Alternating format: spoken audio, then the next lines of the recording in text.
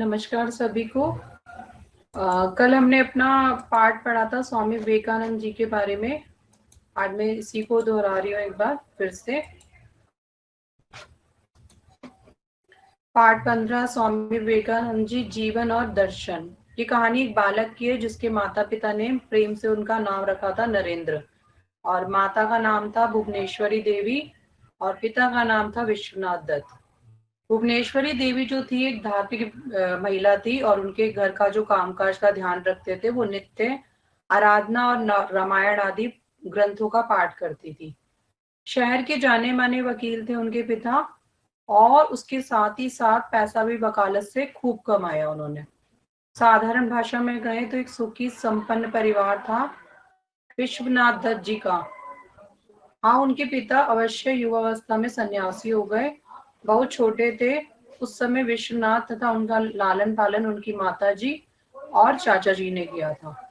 संगीत जो था उन्हें बहुत प्रिय था। एक अच्छे कलाकार थे। पुत्र नरेंद्र को संगीत का अध्ययन कराया और उसके लालन पोषण में कोई कसर नहीं छोड़ी। ना ही धन की कमी थी, ना ही खर्च की कमी थी। दान पुण्य भी करते थे, परंतु सब दिन होत ना एक समान। ये कहावत आपने पढ़ी है कि सभी दिन ना एक समान नहीं होते हैं, हर दिन अलग अलग होते हैं। अगर किसी के पास आज बहुत अच्छा खान पान के लिए है तो कल क्या होगा, नहीं होता है। तो जितनी चादर है उतना ही पैर पसोरना चाहिए हमें। ऐसा ही कुछ हम हंसते खेलते सुखी और संपन्न परिवार के साथ अचानक एक दिन विश्वनाथ दत्त चल बसे।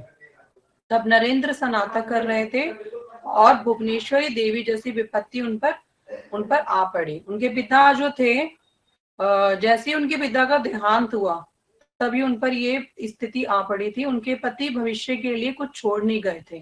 किनके पति? भुवनेश्वरी देवी के। ऐसी स्थिति में उन्हें कुछ सूझ नहीं रहा था। परिवार पर जो भी जैसे भी दुखों का पहाड़ टूट पड़ा। अब नरेंद्र को जीवन में पहली बार दरिद्रता का आभास हुआ। इस कठिन समय में एक दिन वह ईश्वर से प्रार्थना करने लगे। जैसे उनकी माँ ने उनसे प्रार्थना करते देखा तो वह अपना आपा खो बैठी और नरेंद्र से बोली, जिस भगवान के प्रति तुम्हारी इतना आस्था है, आखिर उस भगवान ने तेरे लिए किया ही क्या है? नरेंद्र का मन ये बात सुनकर आहत हो गया। उन्हें लगा जैसे ईश्वर के प्रति अब उनके मन में पहली जैसी श्रद्धा नहीं रही। उचित भी था, क्योंकि नरेंद्र सदा से ही आस्तिक प्रवृत्ति के थे और रूढ़ियों के प्रति उन्हें कभी मोह नहीं था। परंतु आत्मचिंतन, अध्यात्मक और भजन कीर्तन में उनकी बड़ी रुचि थी। साधु सन्यासियों के विचारों, धार्मिक ग्रंथों और पुराणों में भी उनका अध्ययन बहुत ही था। अब उनके मन में जो जिज्ञासा उत्पन्न हुई थी उसके प्रति कुछ रोचक तथ्य हैं जिनकी जानकारी पहुंचाने का प्रयास किया गया है। जीवन की इस परिस्थिति में एक नई दिशा और एक नई दृष्टिकोण को सहायक रखने का काम किया गया। अधिगम के उद्देश्य कुछ इस प्रकार है।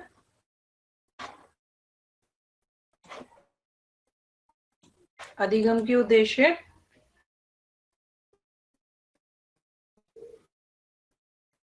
इस पाठ को पढ़ने के बाद आप स्वामी विवेकानंद से जुड़े तथ्यों के विषय में जान सकेंगे। स्वामी विवेकानंद के जीवन से जुड़ी घटनाओं को अपने शब्दों में प्रस्तुत कर सकेंगे। स्वामी विवेकानंद जी के व्यक्तित्व के विशेष गुणों को उदाहरण सहित बता सकेंगे और प्रेरणा के साथ साथ जीवन में जिस प्रकार से परिवर्तन आया उनके बारे में पढ़ेंगे। महापुरुषों की जीवनी के बारे में, आत्मकथा के अध्ययन के बारे में भी पढ़ेंगे। भारतीय संस्कृति के विविध उज्जवल पक्षों को स्पष्ट कर सकोगे। प्रभावशाली व्यक्तित्व की अपेक्षित विशेषताओं को परिचित कर सकोगे। उसके साथ ही साथ उनके साथ जो जीवन से जुड़ी हुई घटनाएं, उनके व्यक्तित्व की विशेषताओं को भी स्पष्ट कर सकोगे। तत्कालीन सामाजिक पृष्ठभूमि से परिचित हो सकोगे और उसके साथ ही साथ देश के प्रति अपने दायित्व बोध को समझकर अनुकूल आचरण की ओर अग्रसर हो सकोगे। तो हम पढ़ते हैं नरेंद्र जीवन परिचय, नरेंद्र जी का जीवन परिचय। तो नरेंद्र जी का जो जीवन परिचय है, स्वामी विवेकानंद का जन्म 12 जनवरी को हुआ था सन 1863 में, मकर संक्रांति वाले दिन 1920 कलकत्ता को वर्तमान कोलकाता में हुआ है। माता भुवनेश्वरी देवी और पिता का नाम क्या था? विश्वनाथ दत्त। उनका नाम स्नेह से बड़ा रखा गया वीरेश्वर। उनका औपचारिक नाम था नरेंद्र नाथ दत्त। उनके पिता जो कलकत्ता में हाई कोर्ट के क्या थे, प्रसिद्ध वकील थे, और उसके साथ ही साथ सभ्यता और विचारों में वह बहुत प्रभावित थे। उन्होंने तीव्र बुद्धि के धनी नरेंद्र नाथ को सुख सुविधाएं देने का हर संभव प्रयास किया। माता पिता के उत्तम संस्कारों ने उनके व्यक्तित्व को सही दिशा में महत्वपूर्ण योगदान दिया। उदार हृदय के स्वामी विश्वनाथ दत्त पर लक्ष्मी की असीम कृपा थी। जितना कमाते थे उतना ही दिल खोलकर खर्चा भी करते थे। दान पुण्य से उन्हें गुरेज नहीं था और अध्ययन और संगीत में उनकी विशेष रुचि थी। उन्होंने बाइबल का अध्ययन भी किया।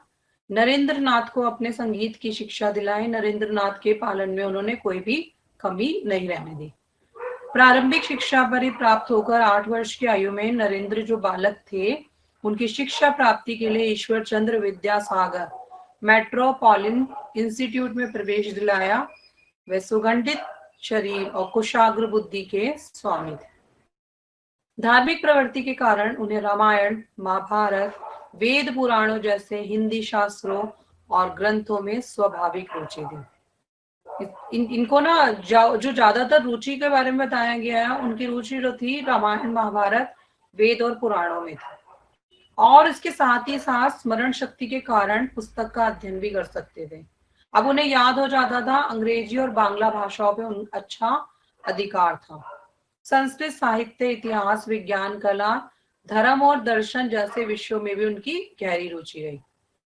योग साधना से उनके लगाव के कारण उनमें अद्भुत स्मरण शक्ति और एकाग्र चिंतन जैसे गुणों का अद्भुत समन्वय था। 1869 में उच्च शिक्षा के लिए उन्होंने कलकत्ता के प्रेसिडेंट कॉलेज में दाखिला लिया। कुछ समय पश्चात उन्होंने कोलकाता के स्कॉटिश चर्च कॉलेज में दाखिला लिया और दर्शन की शिक्षा उन्होंने प्राप्त की। उनके प्रगतिशील विचारों को एक पृष्ठभूमि और नया दृष्टिकोण मिला। इसके साथ ही साथ 1881 में क्या हुआ, उन्होंने ललित कला की परीक्षा पास की और 1884 में स्नातक की डिग्री पूर्ण की। उनका वैचारिक मस्तिष्क भी उद्वेलित था। उनकी तर्क बुद्धि जो थी निरंतर गूढ़ प्रश्नों के उत्तर की खोज में लगी रहती थी। कुछ समय में ब्रह्म समाज में जुड़े। उनकी जिज्ञासाएं जो थी वो थमने का नाम नहीं ले रही थी। उधेड़ बूंद में 1881 में एक बार देवेंद्र नाथ टैगोर से भेंट का अवसर प्राप्त हुआ और नरेंद्र ने प्रश्न किया, क्या आपने ईश्वर को देखा है? उन्होंने जब प्रश्न किया ना अपने गुरु से, तो उन्होंने उत्तर दिया, बेटे तुम्हारी नजर एक योगी की है। उन्होंने नरेंद्र को श्री कृष्ण परमहंस से मिलने का मार्ग दिया कि तुम जाओ और ये प्रश्न किससे पूछो, रामकृष्ण परमहंस से पूछो। वो गए।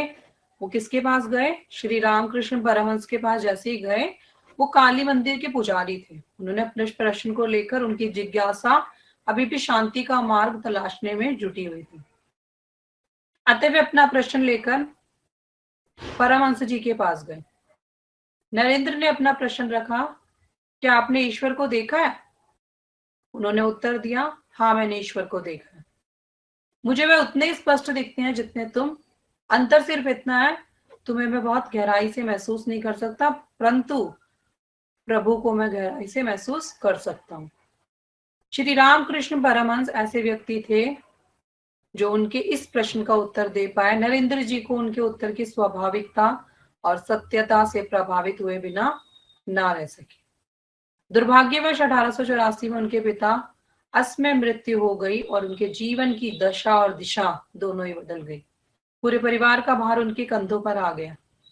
ये वह समय था जब वह आत्मीय, स्वजन, मित्रगण आदि सभी उनसे कन्नी काटने लग गए, उनसे कोना काटने लग गए थे। जैसे उनके पिता की मृत्यु हुई ना, तो सभी उनसे दूर होने लग गए थे। आर्थिक परिस्थिति की दोहरता में उन्हें एक किंतु दुखद अनुभव प्रदान हुआ। कुछ समय वे विचलित भी रहने लगे, साथ ही उनका विचारशील मस्तिष्क भी उद्वेलित था।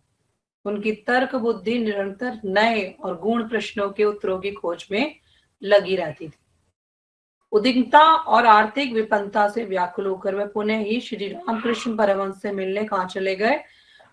दक्षिणेश्वरी के काली मंदिर जा पहुंचे। जो दक्षिण की साइड पे काली मंदिर स्थित था, वहां पर वो जा पहुंचे और उनकी मुलाकात किससे हुई थी? श्री रामकृष्ण परमहंस से। 15.3 आध्यात्मिक जीवन पंथ का प्रारंभ। जो नरेंद्र का दक्षिणेश्वर आना जाना होना था, पिता की मृत्यु के बाद परिवार का सारा भार उन्हीं पर हो गया।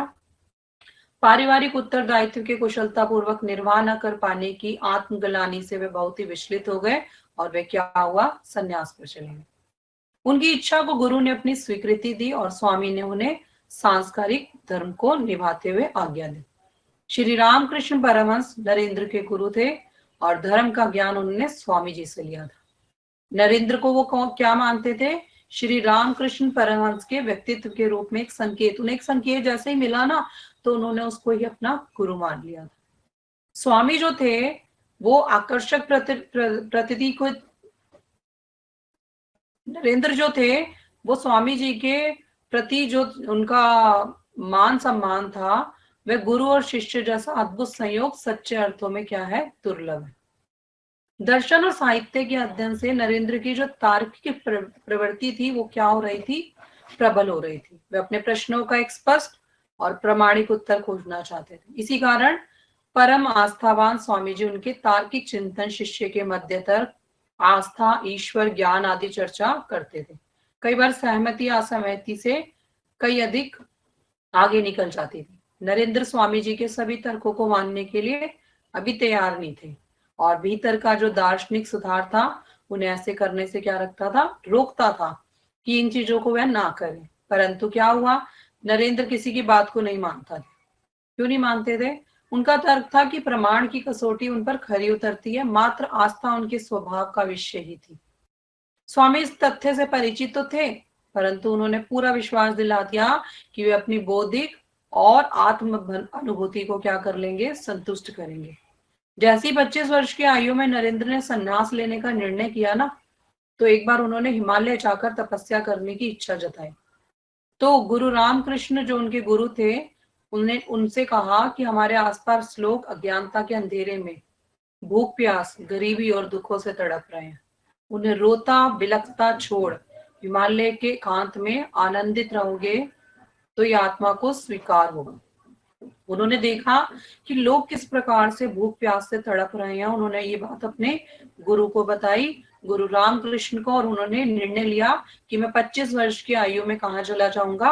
उन्होंने निर्णय ले लिया कि मैं संन्यास पे चले जाता हूँ, हिमालय जाकर तपस्या करता हूँ।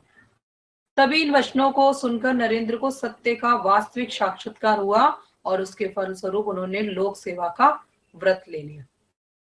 स्वामी जी माँ काली के परम भक्त थे। किसको मानते थे? वो माँ काली को मानते थे। और नरेंद्र जो थे वो माँ कालीश को ईश्वर से सहमत नहीं थे, वो ईश्वर के से सहमत ही नहीं थे। स्वामी जी सदा अपने भक्तों से कहा करते थे, वे जो कुछ भी कहते या करते हैं उसकी जो इच्छा है वो कौन पूरी करती है? माँ काली। उनका मानना था कि अभी यदि तुम्हें पूरे ईश्वर की आराधना करनी है ना और अपनी मनोकामना पूरी करनी है तो किससे मांगो? माँ काली से मानो, तो आपकी पूरी इच्छाएं, सारी इच्छाएं क्या होंगी? पूरी होंगी। स्वामी जी ने असमर्थता जताते हुए, चूंकि तुम्हारी माँ में आस्था नहीं है, इसलिए माँ मेरा माँ कहना कैसे मानेगी। इसके अतिरिक्त उन्होंने समझाया कि प्रभु के सामने अलौकिक इच्छाएं जो हैं, उन्होंने नरेंद्र को माँ काली को दंडवत करने के लिए कहा कि तुम जो माँ काली को नहीं मानते उनको अपने आप को क्या कर दो, दंडवत कर दो और माँ से क्षमा मांगो। नरेंद्र समस्याओं से घिरे हुए थे। वह गुरु की आज्ञा अनुसार अपनी समस्या खुद ही विचार से माँ की शरण में जा पहुंचे और माँ के सम्मुख जाकर मन श्रद्धा एवं आनंद से भर उठा। काली के दिव्य रूप का अद्भुत साक्षात्कार, कुछ मांगने का ध्यान नहीं रहा। जब स्वामी जी ने उनसे पूछा तो उन्होंने माँ से प्रार्थना की तो नरेंद्र ने मना कर दिया। स्वामी ने उन्हें पुनः भेजा, परंतु इस बार वे अपनी तपस्या नहीं रख पाए। तीसरी बार जब नरेंद्र ने फिर से माँ काली के सम्मुख पहुंचे तो वो माँ काली के अलौकिक तेज प्रताप और सौंदर्य से क्या हो गए? अभिभूत हो गए। उन्होंने माँ से यही प्रार्थना की कि वह उन्हें विवेक से परिपूर्ण करे और उन्हें ज्ञान, आस्था और भक्ति का क्या दे? आशीष दे। जब स्वामी जी ने उनसे पूछा तो नरेंद्र ने क्या कहा? उन्हें ऐसी अपूर्व दिव्यता के सम्मुख ऐसी शुद्र बात का रखने के लिए अनुच्छेद पूर्ण लगा और उन्होंने माँ से एक विशाल और बृहत्तर लक्ष्य की पूर्ति के लिए ज्ञान और भक्ति का क्या मांगा? आशीर्वाद मांगा। जैसे ही उन्होंने माँ से आशीर्वाद मांगा तो वह मुस्कुराकर बोले, आर्थिक कष्टों से दूर मुक्ति मिल जाएगी तुम्हें। परंतु इस घटना के बाद क्या हुआ? संन्यास ग्रहण करना मार्ग ही प्रशस्त हो गया, क्योंकि अब पारिवारिक उत्तरदायित्व की उनकी समस्या का निवारण हो गया। अब तो नरेंद्र माँ काली के आजीवन भक्त हो गए और स्वामी जी का यह अद्भुत प्रयोग काली में नरेंद्र की प्रबल आस्था का आधार बने। साथ ही मूर्ति पूजा और उसके साथ ही साथ धर्म संकट विरोधी विरोधाभास से भी वह क्या हो गए? मुक्त हो। तो यहाँ तक आपको समझ आ गया होगा। आगे चलते हैं। 15.4 नरेंद्र से स्वामी तक की यात्रा, स्वामी विवेकानंद जी की तक की यात्रा। तो इसके बारे में शुरू करते हैं हम यहाँ से। अपने गुरु की छत्र छाया में तर्क और ज्ञान के विरोध में समन्वय स्थापित करना, अपनी मानसिक और बौद्धिक तर्क शक्ति को शांत करना और संन्यास के मार्ग को प्रशस्त करना नरेंद्र के लिए क्या बन गई थी? चुनौती बन गई। धीरे धीरे वे अपनी बुद्धि, संयम, ज्ञान, भक्ति, समर्पण और चिंतन के बल पे क्या करने लग गए थे? विजय प्राप्त करने लगे। अब उनका अधिकतर समय अपने गुरु के निकट ही बीतने लगा। नरेंद्र ने अपने गुरु की आज्ञा को शिरोधार्य करते हुए अपना सम्मुख जीवन अपने देश और अपने देश की जनता को समर्पित कर दिया। अपने गुरु के संरक्षण में उन्होंने अद्वैत, वेदांत, आध्यात्मिक और मानवीय मूल्य आदि का ज्ञान प्राप्त किया। उनके जीवन का अगला जो चरण था वो चुनौतीपूर्ण रहा। सन 1885 में श्री रामकृष्ण परमहंस का स्वास्थ्य बिगड़ने लगा और जांच में क्या हुआ? जांच में पता चला, जैसे उन्होंने उनके जांच करवाई तो उनके गले में कैंसर निकला और उससे वो ग्रस्त थे। नरेंद्र और उनके शिष्य भी जान से गुरु की सेवा में जुट गए। सारे लोग उनकी जान बचाने के लिए जुट गए एक साथ। नरेंद्र बाकी शिष्यों को सदैव मार्गदर्शन करते हुए गुरु की शिक्षाओं का पालन करने के लिए प्रेरित करते रहे। रामकृष्ण परमहंस ने अपने अंतिम दिनों में उन्हें सन्यासी धर्म में दीक्षा दी और उन्हें अपने मत का भावी कर्णधार घोषित कर दिया। नरेंद्र को ब्रह्म ज्ञान की प्राप्ति हो चुकी थी, परंतु ब्रह्म ज्ञान जो है, पर ब्रह्म ज्ञान को साक्षात से अभी भी वंचित थे। कई बार गुरु से निरंतर अनुरोध करने के बाद एक दिन उन्हें ब्रह्म की अनुभूति हो गई, जिसका वर्णन उन्होंने अपनी अंग्रेजी कविता द थीम ऑफ समाधि में किया है। इस अनुभूति के बारे में स्वामी जी को जैसे ही पता चला ना, तो उन्होंने क्या किया था? नरेंद्र को इसके कर्तव्य का बोध कराया और उसके साथ ही साथ क्या हुआ? उन्होंने संपूर्ण शक्ति का हस्तांतरण करने के लिए अपने प्रिय नरेंद्र को दे दिया ये सारा कार्यभार। स्वयं इस भार से मुक्त होकर 16 अगस्त सन 1886 को महासमाधि धारण कर ली उन्होंने। अब गुरु की परंपरा के ध्वजवाहक के रूप में उनके कर्तव्य क्षेत्र का जो दायरा था वो अत्यंत क्या हो रहा था? विस्तृत हो चुका था। अभावों और विपन्नता के समय इस समय शिष्य मंडली ने अपने गुरु की आज्ञा का पालन करते हुए उनके विचारों और मतों को क्या कर लिया था? प्रतिष्ठित करने का हर संभव प्रयास किया। यहीं से रामकृष्ण मिशन की स्थापना की नींव का सूत्रपात हुआ। फिर क्या हुआ? अपने कर्तव्य क्षेत्र और उत्तरदायित्वों की व्यापकता को देखते हुए नरेंद्र ने अपने भौगोलिक सीमाओं के विस्तार हेतु देश भ्रमण की योजना बनाई। अपने आकर्षक व्यक्तित्व और बौद्धिक ज्ञान के कारण वह सहज ही सबका मन मोहने लगे। देशाटन के दौरान उन्हें बहुत से लोगों से मिलने और जनता को समीप से जानने का अवसर मिला। खेतड़ी के महाराजा उन्हें दिनों ही दिनों मुलाकात हुई। जैसे उन्हें सुझाव मिला ना, तो उन्होंने क्या करा? नरेंद्र को स्वामी विवेकानंद नाम की प्राप्ति हुई और पगड़ी बांधने का सुझाव खेतड़ी के महाराजा ने उन्हें स्वामी विवेकानंद को दे दिया। जैसे ही उन्होंने अपना कार्यभार उनको दिया, खेतड़ी के महाराजा को, तो स्वामी विवेकानंद के धर्म संसद में भाग लेने के लिए, अमेरिका जाने के लिए क्या हो गया? वास्तविकता के धरातल पे वह उतर गए। खेतड़ी के महाराजा जो थे वो अत्यंत प्रयत्नशील थे और उसके साथ ही साथ 31 मई 1893 को स्वामी विवेकानंद ने भारत की अक्षुण गौरव गाथा को विश्व पटल पर स्थापित करने के लिए क्या किया? उनके उद्देश्य से मुंबई से अपनी अमेरिकी यात्रा का शुभारंभ किया। 15.5 स्वामी विवेकानंद और विश्व धर्म संसद। स्वामी जी की शिकागो यात्रा ने विश्व पटल पर भारत का पहला सुनहरा अक्षरों में अंकित कर दिया। विश्व धर्म संसद में भाग लेने के लिए स्वामी जी जो थे वो अमेरिका तो पहुंच गए, परंतु क्या हुआ, पर्याप्त जानकारी के अभाव में उन्हें बहुत सी समस्याओं का सामना करना पड़ा। एक कर्म योगी के रूप में उनके जीवन का जो अगला पन्ना था वो खुल चुका था। जैसे जहां चाहा वहां रहा, जो चाहोगे वही राह उन्होंने पकड़ ली। सभी समस्याओं से जूझते हुए अंत में स्वामी विवेकानंद विश्व धर्म संसद के आयोजन स्थल तक जा पहुंचे। तो यहाँ तक आपको समझ आ गया होगा। 11 सितंबर की बात है 1893 को शिकागो में सभी धर्मों के प्रतिनिधि एकत्रित हुए। विश्व धर्म संकट के संसद के भव्य और विशाल आयोजन किया गया और सभी धर्मों को जानना, उनके लिए जागरूकता पैदा करना, सभी प्रतिनिधित्व तथा दृष्टिकोण साझा कर रहे थे। स्वामी विवेकानंद इतने उत्कृष्ट आयोजन के वैभव से अभिभूत थे कि सभी वक्ता वहां पूरी तैयारी के साथ आए थे। सभी के पास अपनी लिखित सामग्री थी। जब मंच से स्वामी का नाम पुकारा गया तो स्वामी ने अपने गुरु और माँ काली का स्मरण करते हुए संबोधन का प्रारंभ किया। उन्होंने जैसे ही मंच पे स्वामी का नाम लिया, स्वामी जी का नाम पुकारा, तो स्वामी ने क्या करा, उन्होंने अपने गुरु का नाम और माँ काली का स्मरण करा और उनका संबोधन करते हुए क्या कहा, sister and brothers of America, America के बहनों और भाइयों। ये सुनते ही पूरे हॉल में क्या हो गया, सन्नाटा सा छा गया और 2 मिनट तक तालियों की गड़गड़ाहट सुनाई दी। अमेरिकी जैसे सुदूर देश के निवासियों के लिए इतना आत्मीयतापूर्ण संबोधन सुनकर सभी प्रतिनिधि अद्भुत एकात्मक से भर उठे। 2 मिनट के उपरांत स्वामी जी ने पुनः बोलना प्रारंभ किया। उन्होंने कहा, मेरे अमेरिकी भाइयों और बहनों, मैं आपको दुनिया की प्राचीनतम संत परंपरा की ओर से धन्यवाद करता हूँ।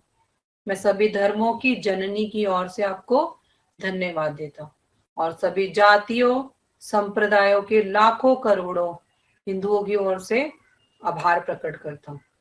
स्पष्ट करने पर मैं सबको धन्यवाद देता हूँ जिन्होंने बताया कि दुनिया में सहिष्णुता का विचार पूर्व के देशों से फैला है। उन्होंने क्या बताया, उन्होंने कहा कि जात और संप्रदाय लाखों करोड़ों हिंदुओं में है, उसका आभार व्यक्त करने के लिए मैं क्या करना चाहता हूँ, मैं सबका दिल से धन्यवाद करता हूँ। और उन्होंने कहा, मुझे गर्व है कि मैं इस धर्म से हूँ जिसने दुनिया को सहिष्णुता और सार्वभौमिक स्वीकृति का पाठ पढ़ाया। हम सिर्फ सार्वभौमिक सहिष्णुता का विश्वास नहीं करते, बल्कि हम क्या करते हैं, हम सभी धर्मों को सच के रूप में स्वीकार करते हैं। मुझे गर्व है कि मैं उस देश से हूँ जिसने सभी धर्मों और सभी देशों के सताए गए लोगों को अपने यहाँ तक शरण दी। उन्होंने शिव महिम स्रोत से निम्न श्लोक उद्धृत किए और सागर और नदी के माध्यम से सभी धर्मों के एकाकर स्वरूप की पुष्टि की। तो इनका कौन सा श्लोक था, रुचिना वेत्रिया द्रिजुल कुटिला नाना पथजुषा निर्णोक मेको गाम्यत्वास्मि प्रेय सामर्वण इवा। इन सभी प्रकार की नदी अंत में सागर में विलीन हो जाती है, ठीक उसी प्रकार भक्ति के मार्ग अंततः एक ही परम सत्ता में जाकर क्या हो जाती है, मिल जाती है। सभी धर्मों के प्रति इतना परिष्कृत, समन्वित और उदार दृष्टिकोण देखकर सभा में उपस्थित प्रत्येक व्यक्ति स्वामी जी का मुरीद हो गए। धीरे धीरे शिकागो में क्या हुई, उनकी लोकप्रियता बढ़ने लग गई। उनके मधुर तार्किक स्तुति और ओजस्वी संभाषण जो थे वो क्या बन गए, एक चर्चा का विषय बन गए। वहां में स्वामी जी के विख्यात हो गए और एक कर्म योगी सन्यासी संपूर्ण विश्व को आधुनिक नायक और पाश्चात्य भूमि और भारतीय संस्कारों का लोहा मनवा लिया। 15.6 स्वामी विवेकानंद का वैचारिक दर्शन और उनकी प्रासंगिकता। पश्चिमी के देशों में क्या हुआ था, रातों रात वो लोकप्रिय हो गए। उसके साथ ही साथ दार्शनिक, वैज्ञानिक, विचारक, आध्यात्मिक संस्थाएं, यहाँ तक कि आम जनता भी उनके विचारों को सुनने के लिए क्या हो गई, उत्सुक हो गई। उन्हें विभिन्न सम्मेलन और चर्चाओं में क्या किया गया, आमंत्रित किया गया। उनकी प्रसिद्धि को देखते हुए अंत में बोलने का अवसर दिया गया ताकि सभा में अंत तक लोग बैठे रहे।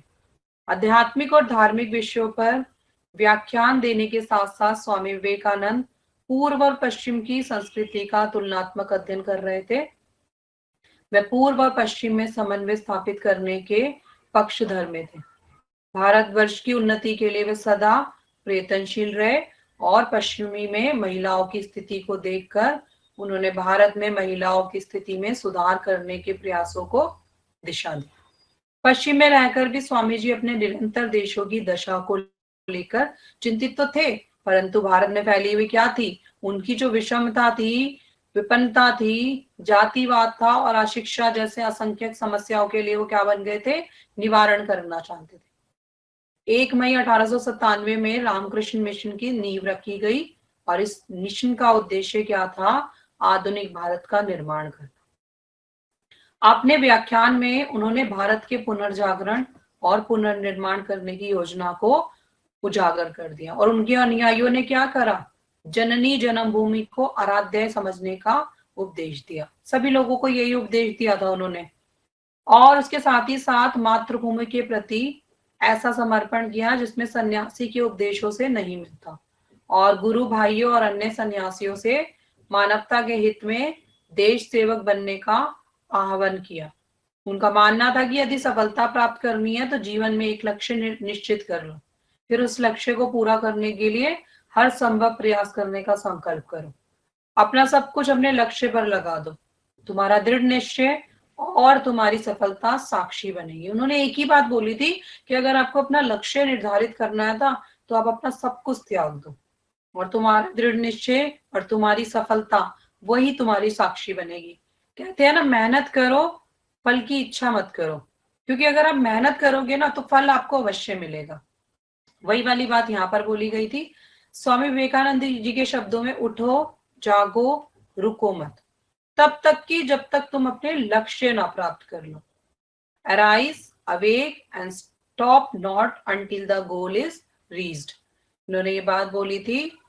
जब तक वर्तमान में स्वामी जी के विचारों की प्रासंगिकता की बात की जाए तो हमें ज्ञात होता है कि स्वामी विवेकानंद ने अपने व्याख्यानों में समन्वय की बात की, फिर चाहे वह धार्मिक हो, समन्वय हो, सांस्कृतिक हो या समन्वय हो। जातीय समन्वय क्या है, कि वैचारिक समन्वय, विचार से, हमारी सोच से उत्पन्न होता है। देश की अधिकतर समस्याएं जो हैं वो क्या है, वो जनमानस की अधिकतर समस्याएं समन्वय की कमी से जुड़ी है।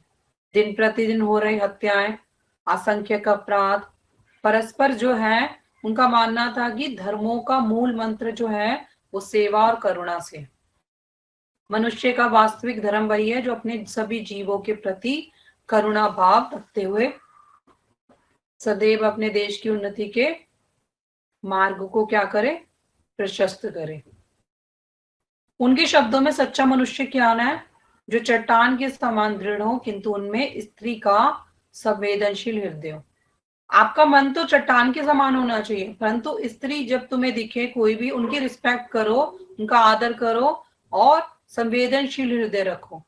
रामकृष्ण मिशन की स्थापना के पीछे भी मानव सेवा और देश सेवा के प्रमुख उद्देश्य थे। मिशन के द्वारा उन्होंने निम्न लक्ष्य को हासिल करने के लिए गुरु भाइयों को कार्य करने की प्रेरणा दी। सभी को आत्मनिर्भर बनाने के लिए लोक कला और उद्योग को आगे बढ़ाया, सभी धर्मों का समन्वय किया और उसके साथ ही साथ उनके भाव विकसित किए। मानवीय गुणों का विकास करा उन्होंने। मनुष्य की आध्यात्मिक प्रगति के परस्पर सेवा भाव को उन्होंने प्रतिष्ठित करा। भारत में महिलाओं की स्थिति में सुधार करते हुए उन्हें शिक्षा के अधिक से अधिक अवसर प्रदान करना और उसके साथ ही साथ जातिगत भेदभावों को भी समाज से निर्मूल करना, ये सारे कार्य इन्होंने किए थे। स्वामी जी के व्यक्तित्व में ऐसे अनेक गुण थे जो सभी युवाओं के लिए एक अभिप्रेरक हो गए।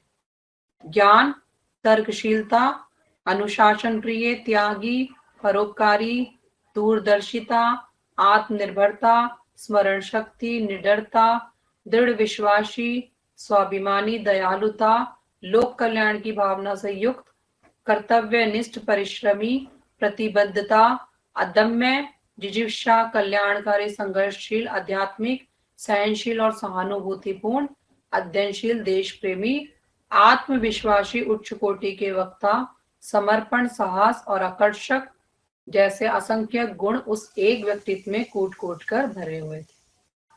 यदि हम अपने व्यक्तित्व में उनके व्यक्तित्व के कुछ चुनिंदा गुणों को भी समाहित करने का प्रयास करें तो निश्चय ही उनका प्रभाव हमारे साथ साथ देश की प्रगति पर भी पड़ेगा। युवाओं को देश का भविष्य माना जाता है। स्वामी जी क्या कहते हैं, यदि उन्हें मात्र 1000 समर्पित युवा मिल जाएं तो वे देश का भाग्य तो बदल देंगे और भविष्य भी बदल देंगे, परंतु क्या होगा, अंतिम दिनों में उसे इस बात का सदा सुख रहेगा कि भारत जैसे विशाल देश में उनके पास एक समर्पित युवा सेवा के प्रतिविध होकर आ गया है। ये वह समय था जब स्वामी जी अस्वस्थ रहने लगे और अस्वस्थ रहने के साथ साथ स्वास्थ्य संबंधी समस्या बढ़ गई। उन्हें संदेशा था कि 40 वर्ष से पहले उनकी मृत्यु हो जाएगी। ऐसा एहसास हुआ उन्हें कि मैं 40 वर्ष से ज्यादा नहीं जीऊंगा। उन्होंने अपनी एक शिष्या से बात करते हुए उनसे कहा कि मैं अपना 40वां वर्ष नहीं देख पाऊंगा। अपनी बात का तर्क उन्होंने इस प्रश्न के उत्तर में भी कह दिया। किसी बड़े वृक्ष की छाया में छोटे पेड़ पौधे नहीं पनप सकते, उन्हें स्थान देने के लिए मुझे जाना पड़ेगा, क्योंकि जब तक मैं बैठा हूं तो तुम लोग उस पद पे नहीं आ सकते, इसलिए मुझे यहाँ से जाना पड़ेगा, यानी मेरी मृत्यु निश्चित है, तभी तुम लोग इस स्थान पर बैठ सकते हो। उन्होंने इतनी बड़ी बात बोल दी थी। जीवन पर्यंत अपने देशवासियों के हित के और अपने देश की प्रगति के एकमात्र लक्ष्य मानकर कार्य करते हुए स्वामी विवेकानंद ने 4 जुलाई 1902 को शुक्रवार के दिन अंतिम सांस ली। स्वामी विवेकानंद एक ऐसे महापुरुष थे जिनके जीवन से ना जाने कितने ही लोगों ने प्रेरणा ली और आगे भी कितने लोगों के लिए उनका जीवन क्या बन गया, प्रेरणा का एक स्रोत बन गया। आज आवश्यकता इस बात की कि हम भी प्रतिबद्ध होकर स्वामी जी से प्रेरणा तो ले रहे हैं, लेकिन मानव सेवा के साथ साथ देश सेवा का भी प्रण लें।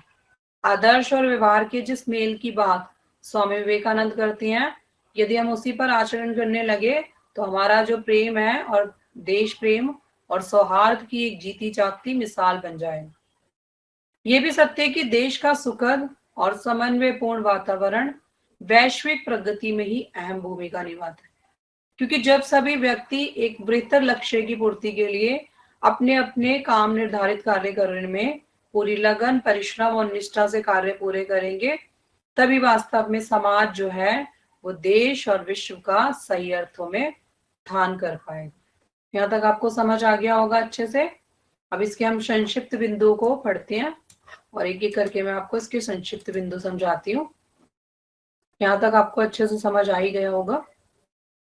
चलिए संक्षिप्त बिंदु शुरू करते हैं। पहला संक्षिप्त बिंदु है, स्वामी विवेकानंद का जन्म 12 जनवरी 1863 को कलकत्ता में हुआ। उनकी माता का नाम भुवनेश्वरी देवी, पिता का नाम विश्वनाथ दत्त था और उनका बचपन का नाम क्या था, नरेंद्र नाथ दत्त।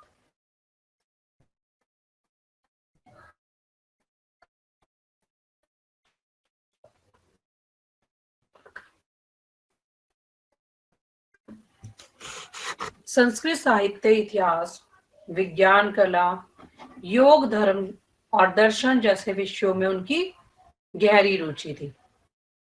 स्वामी विवेकानंद कुछ समय ब्रह्म समाज में जुड़े रहे और 1881 में उन्हें देवेंद्र नाथ टैगोर से मिलने का अवसर मिला। 1884 में उनके पिता की मृत्यु हो गई और उनके परिवार का भार उनके कंधों पर आ गया। उनकी आर्थिक स्थिति बहुत खराब हो चुकी थी। व्याकुल नरेंद्र की भेंट जो है वो दक्षिण में स्थित काली का जो मंदिर था उसमें श्री रामकृष्ण परमहंस से हुई और रामकृष्ण जो परमहंस थे वो स्वामी विवेकानंद जी के गुरु थे। उनसे उन्होंने धर्म और अद्वैत का ज्ञान समझा और उसके साथ ही साथ जो परमहंस जी थे उनके मार्गदर्शन में स्वामी विवेकानंद ने तपस्या के स्थान पर लोक सेवा का व्रत लिया। अपने गुरु की आज्ञा के अनुसार उन्होंने अपना संपूर्ण जीवन अपने देश और अपने देश की जनता को क्या कर दिया, समर्पित कर दिया। 1885 में श्री रामकृष्ण परमहंस का स्वास्थ्य बिगड़ने लगा और उन्होंने स्वामी विवेकानंद को अपना उत्तराधिकारी घोषित कर लिया। 16 अगस्त 1886 को परमहंस जी ने महासमाधि ग्रहण कर ली। लोक सेवा के लिए नरेंद्र ने देशाटन की योजना बनाई और इसी मुलाकात खेतड़ी के महाराजा से हुई और सुझाव से नरेंद्र ने स्वामी विवेकानंद का नाम धारण कर लिया। 11 सितंबर 1893 को स्वामी ने शिकागो में विश्व धर्म संसद में भाग लिया और पूरे विश्व में भारतीय संस्कृति की धाक जमा ली। उनके व्याख्यान के बाद उनकी लोकप्रियता में आश्चर्यजनक रूप से वृद्धि हुई और पाश्चात्य भूमि पर भी जनमानस उनको सुनने के लिए आतुर हो गए। स्वामी जी के विचार में वर्तमान समय में जो प्रासंगिकता थी उन्हें सदा समन्वय की विचारधारा के पक्ष में रखा और उन्होंने सभी धर्मों के प्रति एकाग्र की स्तुति की। स्वामी जी के व्यक्तित्व के लिए यदि आज तक का जो गुण का आत्मसात है वह निश्चय ही हमारे देश का भविष्य उज्जवल हो सके। ये था पुनरावृत्ति कर है। अब हम एक बार पाठांत विरोध प्रश्न को करते हैं। प्रश्न एक है, नरेंद्र संन्यास लेना चाहते थे पर उनकी इच्छा को गुरु ने स्वीकृति नहीं दी। क्यों? क्योंकि नरेंद्र इसलिए संन्यास लेना चाहते थे, वो जानना चाहते थे कि किस प्रकार लोग जो है गरीबी, भुखमरी और इन चीजों से जूझ रहे हैं, तो क्यों ना मैं संन्यास ले लूं। परंतु जब वह अपने गुरु से मिले तो उन्होंने, रामकृष्ण परमहंस ने उन्हें समझाया तो उन्होंने एक दिन का व्रत रखना चाहा।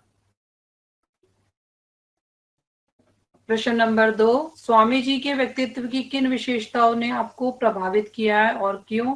तो स्वामी जी की तो बहुत सारी विशेषताएं हैं जिन्होंने हमें प्रभावित किया है। जो मेन उनकी विशेषताएं हैं वो हैं, एक तो वो दूसरों के प्रति बहुत ही दयालु थे, दूसरों के प्रति सारा कार्यभार संभालते थे और दूसरों को देखकर उनको दया जरूर आती थी। जब से उनके पिता की मृत्यु हुई थी ना, उनके ऊपर कंधों पर जैसी सारा भार पड़ा था, उन्होंने उसको बहुत ही अच्छे से निभाया था। प्रश्न नंबर 3, रामकृष्ण परमहंस और स्वामी विवेकानंद जी का परस्पर कैसा संबंध था? क्योंकि स्वामी विवेकानंद जी के गुरु जो थे वो रामकृष्ण परमहंस थे। इनके बीच में एक ऐसा गहरा संबंध था। जिस प्रकार वह भगवान को मानते नहीं थे तो उन्होंने कहा कि आप अपने काली माँ से पूछो, क्योंकि काली के जो भक्त थे वो कौन थे? रामकृष्ण परमहंस।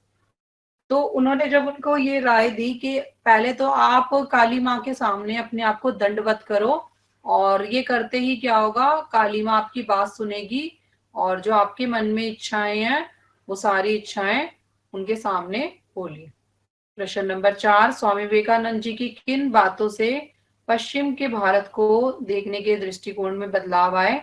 तो स्वामी विवेकानंद जी ने पश्चिम के देश भारत में सकारात्मक रूप से सारे बदलाव लाए, जिसमें अगर हम बात करते हैं तो उसमें बहुत सारी चीजें हैं। देखिए मैं आपको बिंदु दिखा देती हूँ एक बार फिर से इसके। एक तो उन्होंने आत्मनिर्भर बनने के लिए लोक कल्याण को इसमें आगे बढ़ाना चाहे, साथ ही साथ धर्म में भी उन्होंने भाव विकसित किए हैं, मानवीय मूल्यों का विकास करना चाहे, परस्पर भार और सेवा को और महिलाओं की स्थिति सुधारने पर भी इन्होंने जोर दिया। अगला प्रश्न है प्रश्न नंबर 4। प्रश्न नंबर 5, स्वामी विवेकानंद का बचपन किन परिस्थितियों में बीता? स्वामी विवेकानंद का जो बचपन था, उनकी माता और पिता उन्हें बहुत ही प्यार करते थे, परंतु जैसे ही उनके पिता जो थे वो वकील थे, जाने माने वकील थे बहुत बड़े, जैसे ही उनके पिता की मृत्यु हो गई ना, तो क्या हुआ, उनके ऊपर सारा भार आ गया और उन्होंने इसको बखूबी से अपना जो है स्थान जो है उनके सर पर जितनी सारी चीजें बड़ी जिम्मेवारियां, उनको उन्होंने बहुत ही अच्छे से निभाया और सारा कार्यभार संभाल के उन्होंने उसको अपने बचपन को और अपनी जवानी तक उन्होंने बहुत ही लगन से काम किया। प्रश्न नंबर 6, स्वामी विवेकानंद जी ने किस प्रश्न का उत्तर ढूंढ रहे थे? उस प्रश्न का उत्तर उन्हें किससे मिला? वह उत्तर क्या था? उन्होंने पूछा, स्वामी विवेकानंद जी ने अपना प्रश्न श्री रामकृष्ण परमहंस अपने गुरु से पूछा कि क्या तुमने भगवान को देखा है? तो उन्होंने कहा हाँ मैंने देखा है। तो उन्होंने कहा कैसे देखा है? उन्होंने कहा मैंने तुम्हें भी देखा है, मैंने भगवान को भी देखा है, पर मैं भगवान को महसूस कर सकता हूँ और तुम्हें महसूस नहीं कर सकता, बस तुम्हें देख सकता हूँ, ये फर्क है। ये बताया, उनका उत्तर ये मिला। प्रश्न नंबर 7, स्वामी जी ने युवाओं को क्या संदेश दिया? स्वामी जी ने युवाओं को क्या संदेश दिया था कि युवा जो शक्ति है वो विश्व शक्ति है, और अपनी जवानी जो है वो काम में लगाओ, और उसके साथ ही साथ देश सेवा में भी समर्पण करो। रामकृष्ण मिशन पर एक टिप्पणी लिखी है। रामकृष्ण मिशन जी के बारे में देखिए, श्री रामकृष्ण परमहंस स्वामी विवेकानंद के गुरु थे। उन्होंने धर्म और अद्वितीय का ज्ञान प्राप्त किया। साथ ही साथ उन्होंने मार्गदर्शन में स्वामी विवेकानंद ने तपस्या के स्थान पर लोक सेवा का व्रत ले लिया। उन्होंने गुरु की आज्ञा के अनुसार उन्होंने अपना संपूर्ण जीवन अपने देश और अपने देश की जनता को समर्पित कर दिया। 1885 में रामकृष्ण परमहंस का स्वास्थ्य बिगड़ने लगा और उन्होंने स्वामी विवेकानंद को अपना उत्तराधिकारी घोषित कर लिया। 16 अगस्त 1886 को परमहंस ने महासमाधि धारण कर ली और लोक सेवा के लिए उन्होंने उसको देशाटन बना लिया। अगला प्रश्न है प्रश्न नंबर 9, वर्तमान में स्वामी विवेकानंद के विचारों की प्रासंगिकता पर विचार डालिए, प्रकाश डालिए। तो वर्तमान में अगर उनकी बात की जाएगी अभी, तो आज के स्वामी विवेकानंद जी से प्रेरणा जो हमें मिलती है वो मानव सेवा के साथ साथ देश सेवा का भी प्रण ले सकते हैं। आदर्श और व्यवहार के जिस मेल की बात अगर हम कर रहे हैं तो सौहार्द की दृष्टि से वो हमें देखने को मिलती है, जो उन्होंने बहुत ही महत्वपूर्ण भूमिका इसमें निभाई है। क्योंकि अपने लक्ष्य की पूर्ति के लिए उन्होंने समय तो निर्धारित किया, साथ ही साथ उन्होंने क्या करा, पूरी लगन और निष्ठा से उसको पूरा किया। अगला प्रश्न है प्रश्न नंबर 10, स्वामी विवेकानंद जी से जुड़ी घटनाओं को पढ़कर किसी एक घटना को अपने शब्दों में लिखो। तो अपने शब्दों में लिखना है, कोई भी एक घटना अपने शब्दों में आप लिख सकते हैं। आप ये वाली घटना लिख सकते हो कि वह जब समय था जब स्वामी जी जो थे अस्वस्थ रहने लग गए थे, उन्हें स्वास्थ्य संबंधी समस्याएं बढ़ती जा रही थी और उन्हें संदेशा क्या हो रहा था कि वे 40 वर्ष से पहले ही उनकी मृत्यु हो जाएगी।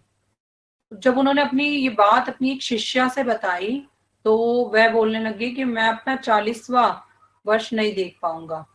उनकी तर्क सुनते ही वह भी अचंभित तो हुई थी, परंतु एक प्रश्न के बाद उत्तर में उन्होंने कहा कि किसी बड़े वृक्ष की छाया में छोटे वृक्ष नहीं पनप सकते, उन्हें स्थान देने के लिए मुझे जाना ही पड़ेगा।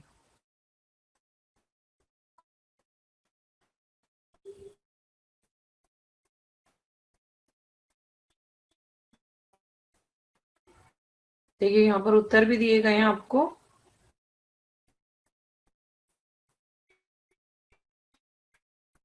सच्चा मनुष्य वह है जो चट्टान के समान दृढ़ हो और में स्त्री का संवेदनशील हो, तर्कशीलता, अनुशासन प्रिय, परोपकारी, दूरदर्शिता, स्मरण शक्ति, निडरता, दृढ़ विश्वासी, स्वाभिमानी, दयालुता, लोक कल्याण की भावना, परिश्रमी, प्रतिबद्धता आदि होनी चाहिए। और उसके साथ ही साथ आज के युवा की बात अगर हम करते हैं तो उनमें समाज में रहने वाले लोगों के प्रति क्या होना चाहिए, मन में लगाव होना चाहिए। तो ये था हमारा स्वामी विवेकानंद जी के बारे में पाठ। इसको मैंने फिर से दोहरा दिया है, प्रश्नों के उत्तर भी आपको समझा दिए। ये खंडात जो बोध प्रश्न आ रहे हैं वही हैं, छोटे 1-1 नंबर और 2-2 नंबर के प्रश्न है। खाली स्थान आपको भरने को कल भी समझाया था मैंने आपको।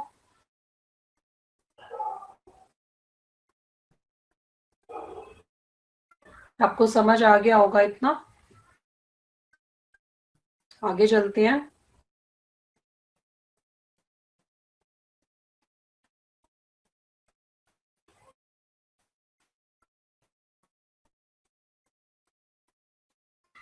ये 15.5 इन प्रश्नों को ले लेते हैं हम। नदी और समुद्र के उदाहरण को स्पष्ट कीजिए। नदी और समुद्र के उदाहरण को क्या है, देखिए वो जो स्वामी विवेकानंद थे, उन्होंने जो अपनी पढ़ाई की थी वो नदी पार करके जाते थे। नदी पार करके जाना है और समुद्र का उदाहरण उन्होंने इसी प्रकार दिया है कि किसी भी प्रकार की कठिन से कठिन परिस्थिति क्यों ना आ जाए आपके आगे, आप लोगों को हार नहीं मानी, उसका डट के सामना करो और उसको पूरा करके आगे बढ़ो। खा प्रश्न है, स्वामी विवेकानंद ने अपने संबोधन की शुरुआत किन शब्दों से की? उन्होंने अपने संबोधन की शुरुआत में क्या कहा था? बोला था कि अमेरिका के जो वहां पर उन्होंने बोला था भाइयों और बहनों करके एक संबोधन किया था, जिसमें अमेरिका के लोगों ने सुनते ही 2 मिनट के लिए शांति हो गई और तालियों की गूंज बजती रही। गा प्रश्न है, स्वामी विवेकानंद ने भारत के प्रति गर्व को किन शब्दों में व्यक्त किया है? गर्व की बात अगर हम करेंगे तो वो एक मिसाल के तौर पर बने रहे हैं, आज भी अगर होगा तो उनका नाम हर जगह, हर किताबों में और हर मुंह पर उन्हीं का नाम होगा, स्वामी विवेकानंद का, क्योंकि उन्होंने इतने अच्छे कार्य किए। खा प्रश्न है, स्वामी विवेकानंद की किन विशेषताओं ने आपको मोहित कर लिया? उनकी वैसे तो हमें सभी विशेषताओं ने मोहित किया है, परंतु अगर हम बात करें तो वो किस प्रकार से उन्होंने अपना कार्यभार संभाला, और उन्होंने एक बात उन्होंने कहा था, मुझे गर्व है कि मैं इस धर्म से हूँ। उन्होंने एक दूसरी बात ये भी बोली कि मेरे को इस बात का एहसास है कि मैं मेरी मृत्यु होने के बाद 40 वर्ष में लोगों को भी इसका फायदा मिलना चाहिए कि एक जाएगा तो दूसरा उस स्थान पर बैठे। और गरीबों को बहुत वो देखते थे कि गरीब को अगर देखते उनकी आंखों में आंसू आ जाते थे। 4 प्रश्न है, स्वामी जी ने क्या स्पष्ट करने वाले को धन्यवाद दिया? तो स्वामी जी ने किनको स्पष्ट करने वाले को धन्यवाद दिया था कि जो देश की सेवा और उनकी स्थिति में उनके साथ जुड़े हुए हैं, उन सभी लोगों को उन्होंने धन्यवाद दिया था, और अपने स्वामी परमहंस जी को भी धन्यवाद दिया था। 6 प्रश्न है, स्वामी जी ने किनका स्मरण करते हुए संबोधन का प्रारंभ किया? तो देखिए, उन्होंने अपने संबोधन का प्रारंभ sister and brothers of America, America की बहनों और भाइयों। पूरा हॉल ये सुनकर 2 मिनट के लिए शांत हो गया था। जैसे ही उन्होंने ये सुना तो उन्होंने अपने स्वामी जी ने अपने गुरु और माँ काली का स्मरण करते हुए संबोधन किया था।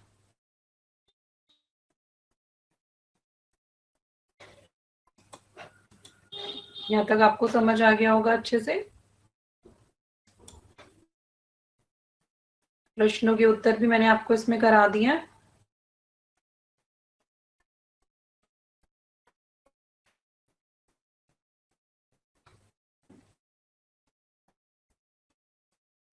चलिए, जिंदगी का सफर अगला पाठ हम शुरू करते हैं। ये पाठ यहीं पर समाप्त हो गया है।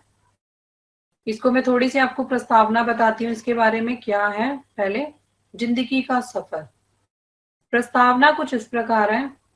आपने अपने जीवन में अभावग्रस्त और सुविधा संपन्न दोनों तरह के बच्चों को देखा हो।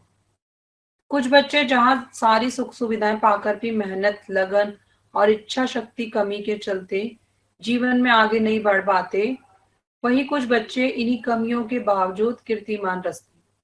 जिंदगी का सफर, जिंदगी का सफर आपने देखा ही है कि जो गरीब है वो किस प्रकार से जिंदगी को जी रहे हैं, और जो अमीर है वो किस प्रकार से जिंदगी को जी रहे हैं। जो लोग मेहनत करते हैं, लगन से अपनी इच्छा शक्ति को जगाती हैं, वो किस प्रकार से आगे जा रहे हैं। अगर हम बात करते हैं तो जिंदगी का सफर जो है, अभावों में पली एक ग्रामीण महिला की कहानी है। ये विपरीत परिस्थितियों में समझौता ना करके अपनी समस्याओं से खेद जुटाती और आगे बढ़ने की कोशिश करती। अपने सपनों को उड़ान देने के लिए हर गांव छोड़कर अकेली ही मुंबई जैसे बड़े शहर की ओर अपना रुख बदलती है, और उन्होंने अपनी बाधाएं जो हैं इसके अंदर बताई। जाने अनजाने में लोगों का सहयोग भी मिलता है। उनके सहयोग, मेहनत और लगन से वे न केवल अपना सपना पूरा करती हैं, बल्कि अनेक लड़कियों की भी प्रेरणा बनी हुई। इन्हीं के बीच में एक ग्रामीण लड़की कैसे इतना आगे बढ़ पाई, वे कैसे दूसरों के लिए उदाहरण बनी, इस कहानी में हम ये पढ़ेंगे, जिंदगी का सफर। तो ये वाला जो पाठ है ये हम अपनी अगली कक्षा में शुरू करेंगे। आज जो है मैंने आपको ये स्वामी विवेकानंद जी के बारे में बता दिया है पूरा, और कल भी मैंने इसके बारे में आपको दोहराया था। आशा है आपको अच्छे से समझ आ गया होगा। जिंदगी का सफर हम अपना अगली कक्षा में शुरू करेंगे। आज के लिए इतना ही। धन्यवाद।